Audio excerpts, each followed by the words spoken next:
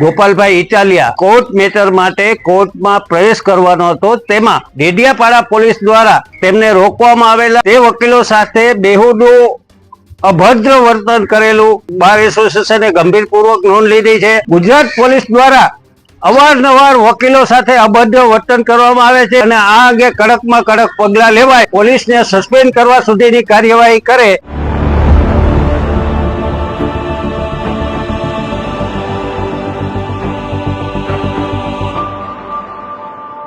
દક્ષિણ ગુજરાતની અંદર ધારાસભ્ય ચૈતર વસાવાની ધરપકડ બાદ ગોપાલ ઇટાલિયાની જે કોર્ટની બહાર પોલીસ સાથેની જે લડાઈ થઈ હતી એ લડાઈને લઈને હવે ગીર સોમનાથની અંદર પડઘા પડ્યા છે।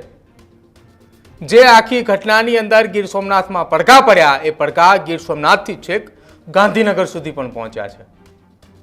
નમસ્કાર, આપ જોઈ રહ્યા છો ન્યૂઝરૂમ ને આપની સાથે હું છું પ્રદીપ।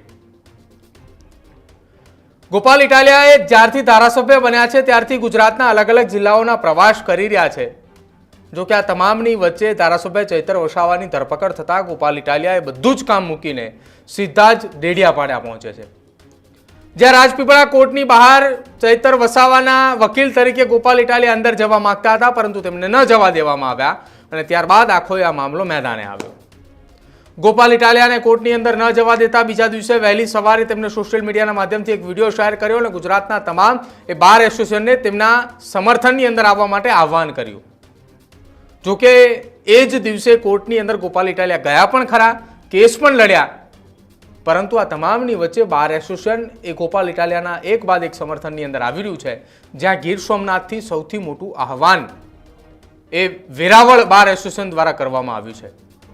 વેરાવળ બાર એસોસિએશન દ્વારા જે આહવાન કરવામાં આવ્યું તેમના દ્વારા એવું કહેવામાં આવ્યું કે આખી આ ઘટના સંદર્ભે સરકાર યોગ્ય કાર્યવાહી કરે, નહીં તો આગામી સમયની અંદર કાયદો લાવવા માટે હાઈકોર્ટની અંદર પિટિશન કરવામાં આવશે।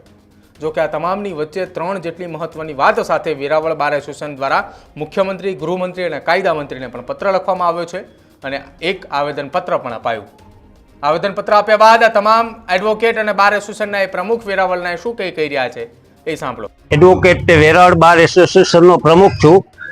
ગઈ તારીખ 6/7/2025 રોજ રાજપીપળા ડેડિયાપાડા ખાતે એક વકીલ ગોપાલભાઈ ઇટાલિયા કે જેમને તેની કોર્ટ મેટર માટે કોર્ટમાં પ્રવેશ કરવાનો હતો, તેમાં ડેડિયાપાડા પોલીસ દ્વારા તેમને રોકવામાં આવેલા અને અંદર બીજા પણ 2-3 વકીલ મિત્રો હતા, એમને કોર્ટની અંદર પ્રવેશ કરવા માટેથી રોક લગાવવામાં આવી હતી અને પોલીસે તે વકીલો સાથે બેહુદું અભદ્ર વર્તન કરેલું તેના પ્રત્યાઘાત સમગ્ર ગુજરાતના વકીલોમાં પડેલ છે। એની વેરાવળ બાર એસોસિએશને ગંભીરપૂર્વક નોંધ લીધી છે।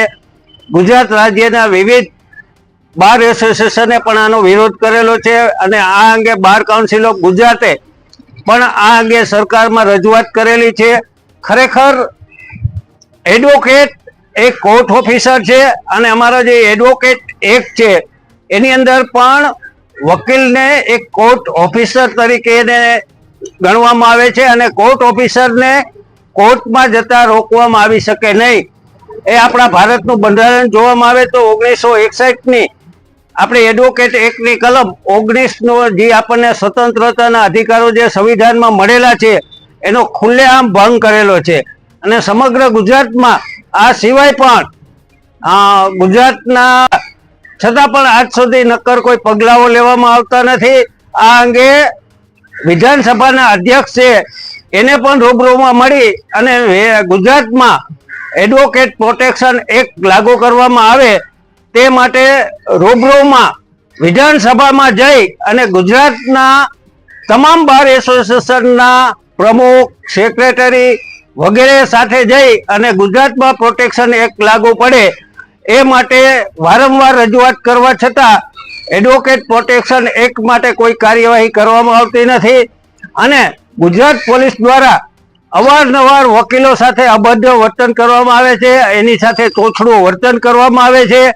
આવી ખરેખર કાર્યવાહી છે એ ખરેખર ગંભીર બાબત કહેવાય અને આ અંગે વેરાવળ બાર એસોસિએશને એની ગંભીરતાપૂર્વક નોંધ લીધી છે અને જે ગુજરાતના તમામ બાર એસોસિએશને આ વસ્તુને વખોડી કાઢી છે એ અમે વેરાવળ બાર એસોસિએશન છે એ આ બનાવને વખોડી કાઢીએ છીએ અને આ બનાવને કોઈ રાજકીય રીતે નહીં લેતા, પણ માત્ર એક વકીલ છે અને વકીલને જે બંધારણમાં હકો મળેલા છે અને વકીલોને જે કોર્ટ ઓફિસર તરીકે રોકવામાં આવેલા છે, માત્ર એ કારણે રાજકીય પક્ષને ધ્યાને ન લેતા આ વકીલોના હિતમાં આજરોજ વેરાવળ બાર એસોસિએશન છે આની ગંભીર નોંધ લઈ અને સખત શબ્દોમાં વખોડી કાઢી અને આજરોજ નાયબ કલેક્ટર સાહેબને આ અંગે ગૃહમંત્રી, મુખ્યમંત્રી, કાયદા મંત્રી અને વિધાનસભાના અધ્યક્ષ અને બાર કાઉન્સિલ ઓફ ગુજરાતને આની નોંધ લઈ અને આ અંગે કડકમાં કડક પગલાં લેવાય અને પોલીસને સસ્પેન્ડ કરવા સુધીની કાર્યવાહી કરે